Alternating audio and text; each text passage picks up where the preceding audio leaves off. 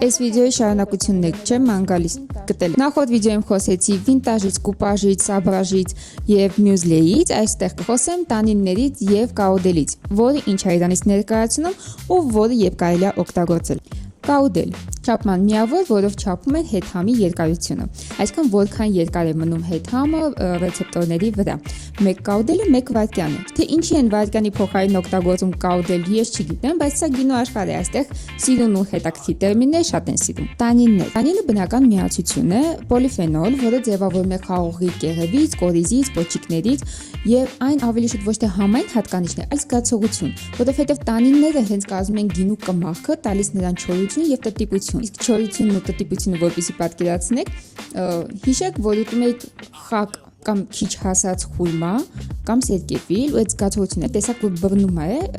այդ զգացողությունն է։ Սովորաբար տանիններով ավելի հարուստ են կարմիր գինիները, որովհետև նրա պատրաստման գործընթացում մասնակցում է խաղողը ամբողջությամբ, այսինքն եւ կեղևը, եւ կորիզները, եւ անգամ պոչիկները։ Իսկ սպիտակ գինիները ավելի քիչ տանիններով հագեցած են, որովհետև այնտեղ օգտագործվում է բացառապես խաղողի հյութը։